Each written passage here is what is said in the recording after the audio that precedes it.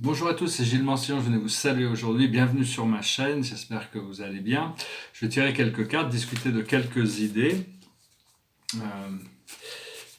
pour adresser cette journée. Hein. Je suis pas trop réveillé, j'ai arrêté le café, j'essaye d'arrêter le café, je ne suis pas très bien réveillé encore, il faut s'habituer de toute manière.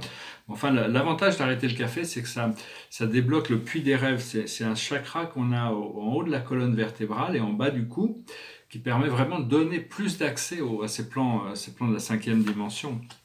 Alors, je vais lire 10 cartes avec le tarot de Casanova.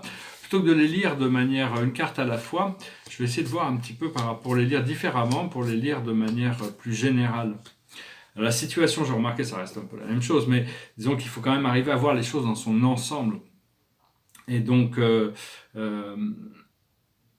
oui, donc il y a vraiment que ce que l'on a en conscience qui n'est pas vraiment en harmonie avec la situation. C'est-à-dire que ce que l'on peut voir, c'est-à-dire que la situation, c'est vraiment la richesse, c'est l'abondance, c'est l'habilité de pouvoir profiter de son temps, de pouvoir gérer toutes ces choses du monde matériel, d'être comblé par la vie.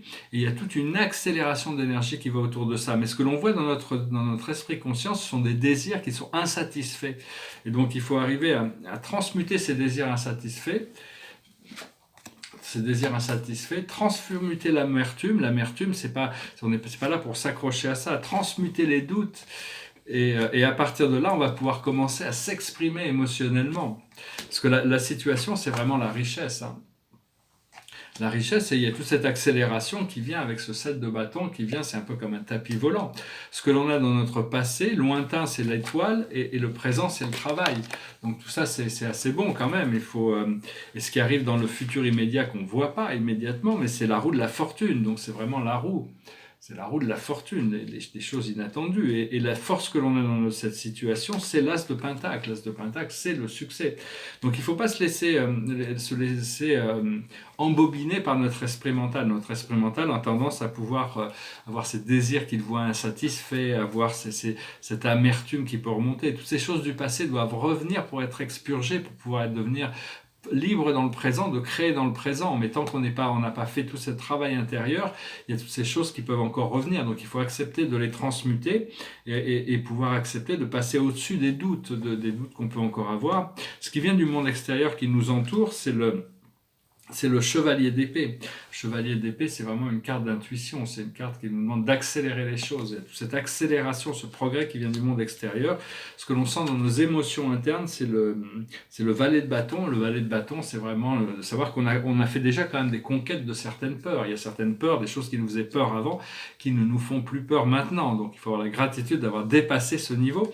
Et l'aboutissant, c'est le valet de denier. C'est vraiment un renouveau. C'est vraiment la complétion. Il faut avoir de la douceur par rapport à ces énergies qui viennent à nous pour pouvoir continuer à les cultiver. Alors, je vais discuter deux, trois idées rapidement. Je vais déjeuner. Disons qu'on nous a donné le libre arbitre. Le libre arbitre, c'est quelque chose d'absolu, qui est respecté dans tout l'univers. Chacun doit déterminer ses choix, la liberté de choisir. Et la maîtrise vient de notre habilité à pouvoir rester concentré, savoir un point focal d'attention qui ne se fait plus distraire par ces choses qui peuvent encore revenir. C'est bien de pouvoir envoyer des pensées dans les plans supérieurs, pouvoir savoir que bon, quand on envoie une pensée dans le plan supérieur ou à un être en particulier, un maître ascensionné, un archange, un guide, ces pensées sont reçues et ça nous permet de commencer à établir des lignes de communication conscientes. Savoir que bon, il faut éviter de croire aux mensonges qu'on nous a vendus, que les gouvernements peuvent résoudre le problème des peuples. Chacun a sa volonté individuelle. Le gouvernement sera là pour coordonner et inspirer le peuple, les êtres à trouver leur propre solution. Mais c'est pareil dans les relations, hein, les relations surtout dans le monde occidental, ces vœux de mariage, comme on sera toujours là, quoi qu'il en soit, et que jusqu'à la mort, ça, vivement que la mort arrive vite, hein, parce que bloqué dans des contrats comme ça, on perd toute la joie de vivre. En réalité, on a toute cette recherche de liberté. Ça ne veut pas dire que bon, on n'est pas quand on soit des recollections profondes, c'est ça qu'on veut explorer. Mais enfin bon, faire attention à ce que l'on promet. C'est pour ça si ces contrats de mariage fonctionnaient, il n'y aurait pas de divorce. Hein, mais bon, ça c'est encore une autre chose. Donc il faut faire attention, il faut être vrai par rapport à soi-même. Je pensais aussi regarder un petit peu par rapport à la psychologie inversée. C'est-à-dire, si je vous dis, ne pensez pas à un éléphant, ne pensez pas à un éléphant rose. Immédiatement, on pense à un éléphant rose. C'est pas, on peut pas ne pas, il n'y a pas de négation dans l'univers. L'univers ne répond pas aux négations. Donc, même si on dit je ne veux pas ça, l'univers est intelligent, il ressent nos intentions, nos sentiments, mais bon, c'est quelque chose qui est en hypnose, on sait que ça marche pas, hein, donc il faut mieux se concentrer sur quelque chose de positif que sur un double négatif ou sur des choses de se concentrer sur les choses qui ne sont pas voulues. Euh, Bon, j'allais prendre d'autres exemples, mais c'est pas trop la peine. Disons que savoir qu'aussi qu'à chaque fois qu'on décède, que la mort n'est pas une fin. La mort, c'est juste une remise à jour. Ça permet de mettre les choses à jour et de recommencer un programme. Hein. Donc, il faut vraiment pas avoir. Des fois, il faut attendre la fin de sa vie pour pouvoir savoir si on avait raison ou tort sur les situations, savoir les causes et les effets, les tenants et les aboutissants. On peut pas vraiment savoir ici. On ne peut qu'agir sur le mieux de notre connaissance. Parce que les ressentis, c'est vraiment tout ce que l'on a pour nous guider. Ou la vision, après ça, il y a les miroirs de la vie, il y a la communication télépathique avec les miroirs de la vie, les intelligences supérieures de la vie qui peut. Mais au départ, c'est le sentiment, le ressenti, c'est vraiment la seule chose que l'on a, c'est notre guide, c'est notre baromètre pour savoir si on est en alignement avec notre moi intérieur, l'amour, la joie, le bonheur, la liberté, ou si on ne l'est pas. Donc ça peut paraître bizarre parce que bon, en réalité, tout est un et tout, et on a toujours été connecté à Dieu, on a toujours été dans l'amour de Dieu. Mais pourquoi on le ressent pas plus? Ça, c'est parce qu'on a créé ces séparations. Et donc, je voulais aussi dire que bon, il y a un mantra qui est très puissant, hein, c'est un mantra de l'abondance qui dit, notez-le, écrivez-le 100 fois hein, pour le répéter jusqu'au moment où ça soit ancré. Je suis comblé, je reçois tout ce que j'ai besoin. Dans la gratitude, je sais que ce sentiment de joie, de bonheur et d'extase est éternel, vu qu'il m'est toujours donné l'amour, la vie et l'amour, la vie et la lumière. Je suis comblé et je reçois tout ce que je pouvais. C'est un mantra qui a été donné par les enseignants de la lumière, c'est en anglais, je le traduis ici. Moi, je me le répète en anglais, donc, mais de trouver une manière qui. Je suis comblé et je reçois tout ce que j'ai besoin. Dans la gratitude, je sais que ce sentiment de joie, de bonheur et d'extase est éternel, vu qu'il m'est toujours donné l'amour, la lumière et la vie. Et au plus on se répète ça, au plus c'est quelque chose qui ouvre les portes de l'abondance. Hein. Je ne sais pas si ça peut essayer de l'écrire, hein. Prenez note de ça et intégrez ce mantra. La méditation aussi, quand on rentre dans la méditation ou dans les rêves, on découvre cette beauté incroyable et puis on rentre dans le monde, on tourne la télé, on regarde les news et on s'aperçoit qu'on est vraiment... qu'est-ce que c'est que cette insanité? C'est de la folie. Enfin, on a l'impression de vivre dans un monde de fous. Mais bon, il faut être patient avec le programme, hein. C'est des désactivations. Je voulais aussi dire, il y avait un médium qui communiquait hier sur une idée qui est assez... qui expliquait qu'il y a trois sortes d'artisans de lumière. En gros, hein, bon, ça c'est un peu aristotélicien de cataloguer les choses, parce qu'il y a toutes les circonstances sont différentes pour chacun de nous. Mais il y en a trois sortes. Il y a la première sorte de travailleurs de lumière, c'est des êtres qui sont venus. Vous verrez comment vous raisonnez par rapport à ça. Mais c'est d'avoir de 5 à 15 vies, ça fait déjà une 5, 10, 15 vies pour se préparer pour cette ascension, hein, pour s'habituer à devenir humain. Et donc c'est entre 5 et 50 vies même. Hein. Donc c'est des parcours qui sont assez courts, mais c'est des âmes qui sont venues parce que la Terre était en souffrance. Et la plupart des êtres humains ont des milliers et des milliers d'incarnations. Mais la Terre était en souffrance, elle a appelé toute la galaxie et toutes les nations stellaires ont répondu pour envoyer des travailleurs de lumière. Et donc... il y en a certains qui sont arrivés, qui ont décidé de faire 5, 10, 15, 20, 50 vies pour se préparer pour ce moment d'ascension. Et puis il y en a d'autres qui viennent juste d'arriver, hein, qui sont tout neufs, ils arrivent tout juste, mais donc ils arrivent avec des fréquences très élevées, mais ils ont beaucoup de mal à s'habituer, ils sont là pour préparer le futur. Puis il y a les vieilles âmes, comme moi, qui a pris le programme tout au début, hein, qui a suivi tous ces programmes, et donc il y a toutes sortes de choses qui doivent être gérées par rapport... On a eu des centaines de vies, on est tous connectés à l'étoile de Sirius, toutes les vieilles âmes, parce que c'était le gardien de ce programme au départ pour tous les travailleurs de lumière. Et donc, Donc généralement on a eu des centaines de vies, mais c'était été généralement comme guide ou comme roi ou comme enseignant spirituel. C'était vraiment toujours pour essayer de faire avancer le programme, mais on l'a pris depuis le début pour assister. Et puis là, c'est certainement notre dernière vie, notre dernière incarnation, parce que c'est ces autres travailleurs de lumière qui viennent d'arriver, qui vont prendre le relais pour compléter l'ascension.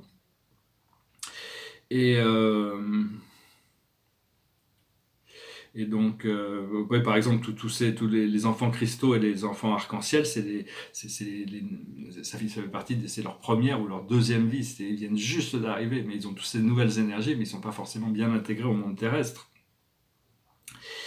Et parce que ça a été vraiment une voie très longue et très difficile, hein, une course qui a été très longue, et donc ouais, on a un peu perdu d'intérêt par rapport à toutes ces choses. On a un petit peu envie de voir le programme se terminer. On a envie de retourner à la source, parce que le corps physique, le corps mental, le corps émotionnel sont un petit peu épuisés par tout ce programme d'intégration de toutes ces énergies négatives, de transmutation. Mais enfin, il est annoncé qu'il va y avoir une libération qui va arriver, des mises à jour qui vont arriver, hein. Parce qu'on essaye de rattraper le programme de notre âme, mais savoir que le corps physique n'est pas parfait de toute manière. Il ne pourra jamais être parfait, il n'est pas qui nous sommes. Et donc on a besoin de gérer cette partie limitée qui n'est pas nous-mêmes. Mais bon, ça nous procure quand même un moyen d'exister ici.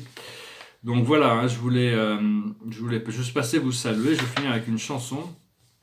Je tire une dernière carte, c'est une chanson sur le lâcher-prise.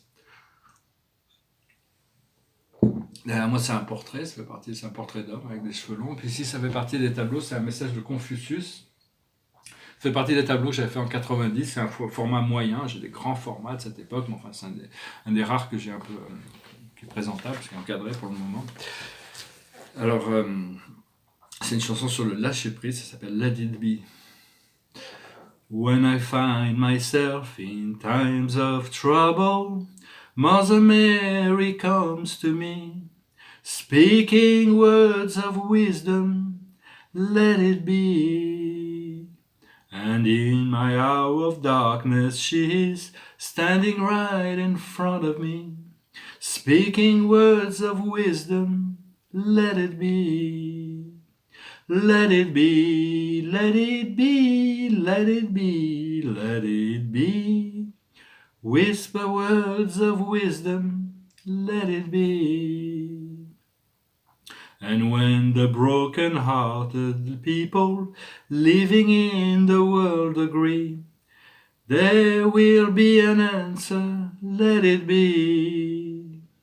For though they may be parted, there is still a chance that they will see. There will be an answer, let it be.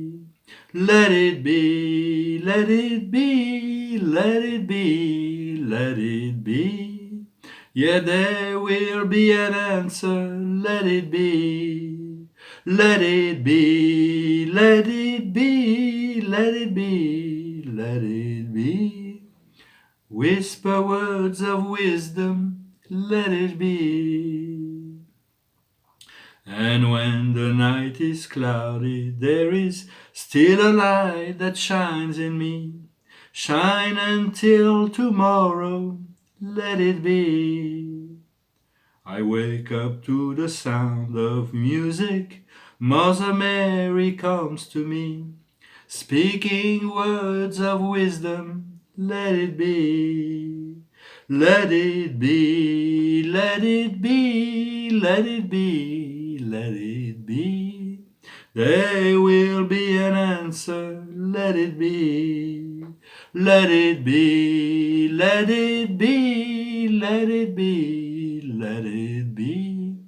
Whisper words of wisdom, let it be. Voilà, très belle chanson, c'est Paul McCartney. Chanson lâcher prise, laisser les choses être. La réponse va se trouver, la réponse va se trouver. Donc voilà, je vous remercie d'aimer, de partager, de souscrire, de commenter. Je tire une dernière carte pour la journée. Ce sont des possibilités de changement. Je ne suis pas vraiment 5 de Raphaël, c'est une carte difficile. Chaque chose a sa raison d'être. Laissez les regrets de côté et concentrez-vous sur les chances d'accéder au bonheur qui s'offre à vous. Cherchez du réconfort. Donc c'est vraiment un lâcher prise sur toutes ces choses, cette amertume, ces doutes, ces désirs, toutes ces choses. Il y a vraiment la roue de la fortune qui est juste au coin de la rue. Hein. Donc, euh, donc trouvons ce réconfort, où on peut le trouver pour le moment, et cultivons la joie et le bonheur. Partageons-le. Je vous remercie, je vous souhaite une excellente journée. Namasté.